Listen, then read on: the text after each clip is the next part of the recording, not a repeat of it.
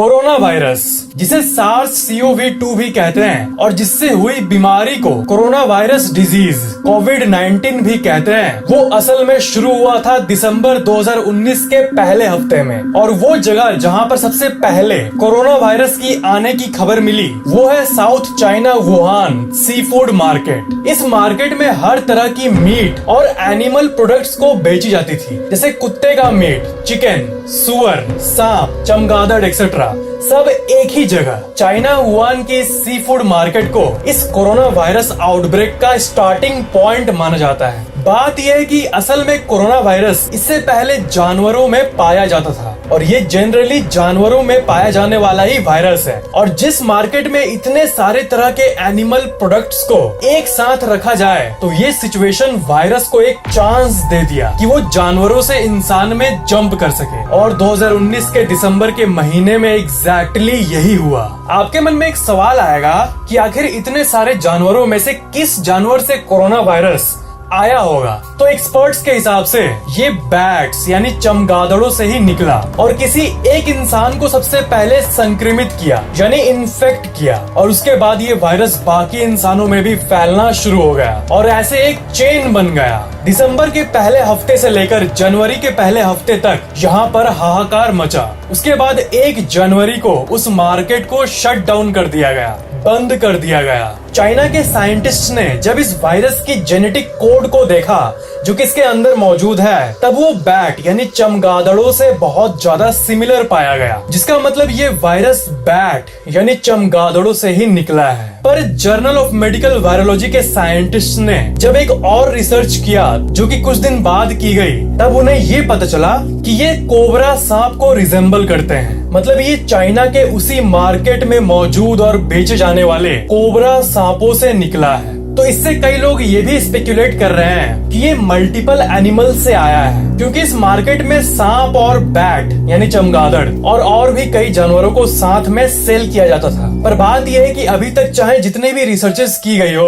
अभी तक कोई कॉन्क्रीट एविडेंस नहीं निकला है, कोई श्योर जानकारी नहीं है कि ये वायरस कहाँ से आई। बाद में पब्लिश की गई कई सोर्सेस ये बताती है कि ये चमगादड़ या सांप नहीं, कि ये वायरस का कोई और अननोन ओरिजिन भी हो सकता है। ये किसी अनजान सोर्सेस से भी आई होगी, जिसके बारे में अभी तक किसी भी साइंटिस्ट को नहीं पता। तो चाइना में उस वायरस के फैलने के बाद एक के बाद एक लोगों को लक्षण यानी सिम्टम्स दिखने लगे। तो उसके बाद चाइना के एक डॉक्टर जिनका नाम था डॉक्टर ली वेन, उनके पास कोरोना वायरस के सबसे पहले कुछ पेशेंट्स को भेजा गया इलाज करने। और वायरस के इंस्पेक्शन के बाद ही डॉक्टर ली को समझ आ गया कि ये एक नया वायरस है जो कि आज से पहले इंसानों में कभी भी नहीं देखा गया और इसके प्रॉपर्टीज के बारे में हमें कुछ भी नहीं पता। तो उन्होंने अपने डॉक्टर्स के ग्रुप में इस वायरस के बारे में सबको चेतावनी दी और इसको लेकर सीरियस होने को कहा, क्योंकि बाद में जाकर ये बहुत भयंकर रूप से फैल सकता है, उन्होंने कहा।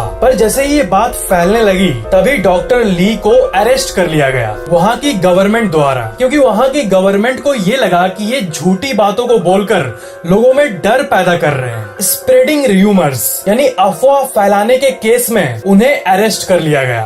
पर उनके अरेस्ट होने के कुछ दिनों बाद जो होता है वो इतिहास के पन्नों में नोट किया जाने वाला था। पहले कुछ गिने चुने मरीज थे कोरोना वायरस के, पर उनको अरेस्ट करने के बाद बहुत ही तेजी से पूरे वुहान शहर में हजारों की संख्या में लोग इन्फेक्टेड होने लगे। और यहाँ तक डॉक्टर ली वेन, जिन्होंने कोरोना वायरस के बारे में सबसे पहले बताया था, उनको भी कोरोना वायरस इन्फेक्ट कर दिया और 7 फरवरी 2020 को अनफॉर्चुनेटली उनकी मौत हो गई। अगर वहाँ की गवर्नमेंट डॉक्टर ली वेन को सीरियसली लेती और उन्हें अपना काम करने देती तो शायद ये वायरस उतना नहीं फैलता। पर वुहान चाइना से बाहर निकलकर वो वायरस बाकी देशों में भी पहुंच गया और जनवरी 2020 के बाद फरवरी मार्च इन महीनों में इनके केसेस और भी बढ़ गए और आखिरकार मार्च 11, 2020 को WHO यानी वर्ल्ड हेल्थ ऑर्गेनाइजेशन ने इसे ऑफिशियली ग्लोबल पैंडेमिक यानी महामारी घोषित कर दिया।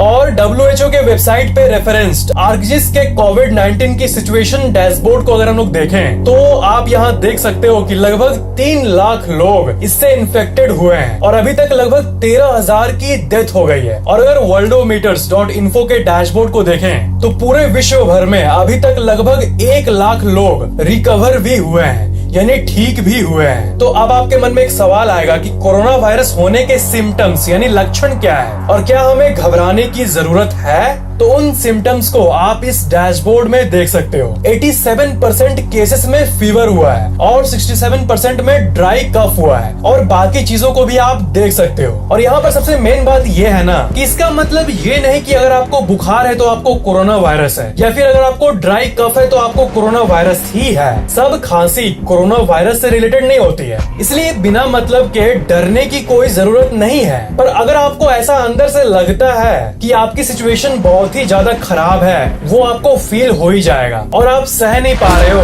तब आप नियरेस्ट हॉस्पिटल में जाकर अपनी टेस्ट करा सकते हो। पर यहाँ पर सबसे जरूरी ये है कि आपको जानकारी हो, नॉलेज हो, ताकि आप सब कुछ को समझ पाओ और सेफ रहो, ताकि आपको हो ही ना और आपको हॉस्पिटल जाने की नौबत ही ना आए। पहले आपको ये जानने की जरूरत है कि आपके शरीर में जनरली 2 टाइप के इन्फेक्शियस बीमारी होते हैं, बैक्टीरियल इन्फेक्शन और वायरल इन्फेक्शन। बैक्टीरियल इन्फेक्शंस जैसे स्ट्रेप थ्रोट जो गला खसखस करता है, ear infection, urinary tract infection जिसे UTI भी कहते हैं, एक्सेट्रा, ऐसी बीमारियां। और दूसरी है वायरल इन्फेक्शंस जैसे common cold, influenza, chicken pox, HIV, corona virus, AIDS etcetera. तो फैक्ट ये है कि बैक्टीरियल इन्फेक्शंस जो होते हैं, जो बैक्टीरिया से होते हैं, उसके लिए क्योर साइंटिस्ट ने निकाल लिया है और लगभग हर तरह के बैक्टीरिया से हुए बीमारी को हम लोग ठीक कर सकते हैं। पर जब वायरल इन्फेक्शंस की बात आती है, वायरस की बात आती है, तो नॉर्मल सर्दी लगना, कॉमन कोल्ड जो होता है ना, उसका भी यहाँ तक साइंस ने कोई क्योर आज तक नहीं निकाल पाया है, क्योंकि वो वायरल इन्फेक्शन है और इसका कोई क्योर नहीं होता है। चाहे वो कोरोना वायरस हो, चाहे वो डेंगू हो, चाहे वो कॉमन सर्दी हो, किसी को भी हम लोग क्योर नहीं कर सकते हैं, सिर्फ ट्रीटमेंट कर सकते हैं। ट्रीटमेंट, क्योर का मतलब होता है तीर चलाकर उस बाहरी एजेंट को मार देना जो कि आपके शरीर में गया है और जिससे हम लोग ठीक हो सकते हैं 100%। इसे क्योर होना कहते हैं। और ट्रीटमेंट अलग चीज होती है, ट्रीटमेंट क्योर नहीं होता। ट्रीटमेंट मतलब सिर्फ ऐसी थोड़ी मोड़ी चीजों को करना, सिचुएशंस में आपको रखना जिससे वायरस बॉडी से बाहर आने की चांसेस बढ़ सके। बैक्टीरिया से हुए बीमारी को एंटीबायोटिक्स के जरिए डॉक्टर्स क्योर करते हैं। एंटीबायोटिक बैक्टीरिया को मार सकते हैं पर वायरस को नहीं। पर कोरोना वायरस कोविड-19 में अलग बात यह है कि कोई भी ट्रीटमेंट भी इसमें काम नहीं कर पा रहा है। इसका कोई भी इफेक्टिव ट्रीटमेंट नहीं है अभी तक। भविष्य में होगा या नहीं ये हम नहीं बता सकते अभी, पर अभी तक तो नहीं है। कोरोना वायरस एक वायरस से होता है, न कि बैक्टीरिया से होता है, जैसे कि हम लोगों ने अभी जाना। और नॉर्मल सर्दी खांसी जो कि वायरस से ही होता है, उससे कोरोना वायरस अलग इसलिए है क्योंकि ये बहुत जल्दी फैलता है लोगों में। तो अगर इसको हराने की बात करें तो आखिरकार एट दी एंड बॉडी ही अपने इम्यून सिस्टम से वायरस को हटाता है। बाहरी रूप से हम लोग कुछ नहीं कर सकते, जो कर सकता है आपका शरीर कर सकता है, आपका इम्यून सिस्टम ही कर सकता है, जब तक साइंटिस्ट इसका ट्रीटमेंट न निकाल पाए। आपका इम्यून सिस्टम अगर स्ट्रांग हो तो वो सिर्फ कोरोना को ही नहीं बल्कि किसी भी वायरस को हरा देगा। पर यहाँ पर आपके मन में एक और सवाल आ रहा होगा कि क्या होता है अगर ये वायरस किसी इंसान के शरीर में घुस जाए। वायरस कुछ और नहीं बल्कि सिर्फ एक गोल सा ऑब्जेक्ट होता है बेसिकली, जिसके अंदर जेनेटिक मटेरियल्स होते हैं और ये अपने आप को तभी मल्टीप्लाई कर सकते हैं जब ये किसी लिविंग बीइंग जैसे इंसान के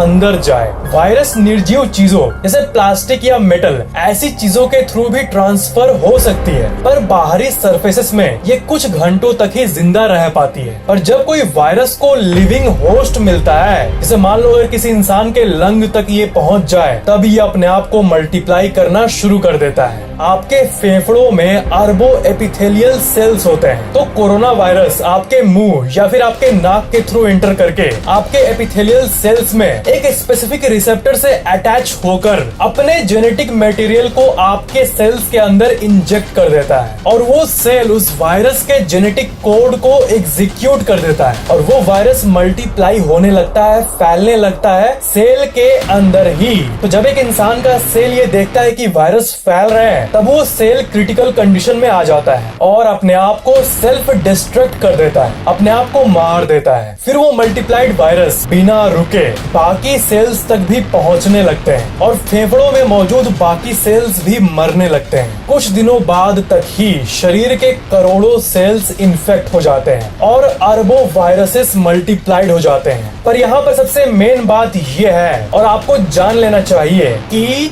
तब एक सोल्जर की एंट्री होती है जिसे कहते हैं आपका इम्यून सिस्टम, यानी आपके बॉडी की रोग प्रतिरोधक सिस्टम। अगर किसी का immune system up to the mark है, हेल्दी है, तो वो सारे वायरसेस को मारकर शरीर के बाहर फेंक देता है। पर जिसका इम्यून सिस्टम उतना स्ट्रांग नहीं है, उनमें वायरसेस हावी हो जाता है और इम्यून सिस्टम अपना पावर लूज करने लगता है और अल्टीमेटली उनकी डेथ हो जाती है। तो इसलिए जिनका इम्यून सिस्टम स्ट्रांग है ना, उनको अगर कोरोना वायरस हो भी गया तो उनको माइल्ड सिम्टम्स यानी हल्का सा सर्दी खांसी आएगा और अपने आप ठीक हो जाएगा। पर जिनका इम्यून सिस्टम वीक है, उनको हॉस्पिटल में भी जाना पड़ सकता है, यानी क्रिटिकल केसेस।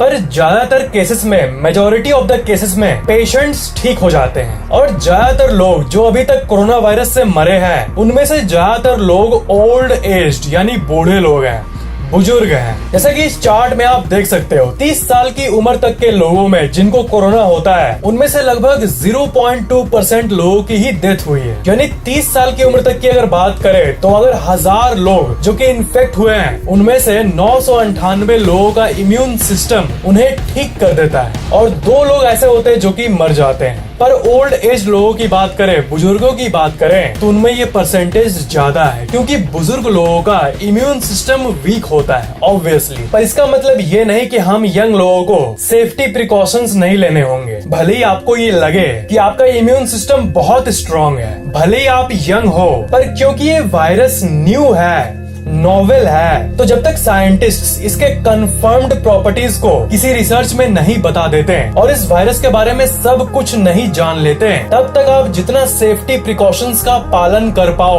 उतना करो। एटलीस्ट तब तक करो जब तक इसका कोई इफेक्टिव ट्रीटमेंट न निकले। तो सबसे प्रायोरिटी वाली बात कि कोरोना वायरस से सेफ होने के लिए क्या करें, आप क्या क्या कर सकते हो, क्या क्या पॉसिबल है। सबसे पहली बात, अपने इम्यून सिस्टम को स्ट्रांग रखो। इसका मतलब हरी सब्जियों को खाओ और जंक फूड को छोड़ दो। अपने डाइट पर ध्यान रखो। सबसे कॉमन चीज जो कि आप खा सकते हो वो है सिट्रस फ्रूट, जैसे लेमन, ऑरेंजेस एक्सेट्रा। ये साइंटिफिकली प्रूवन है कि इससे विटामिन सी बढ़ता है और विटामिन सी आपके इम्यून सिस्टम में मौजूद सोल्जर्स, जिन्हें व्हाइट ब्लड सेल WBC भी कहते हैं, उन्हें बढ़ाता है। और जैसा कि मैंने आपको बताया, हरी सब्जियां भी बहुत इम्पोर्टेंट है। और दूसरी बेस्ट चीज जो कि आप कर सकते हो वो है वॉश योर हैंड्स।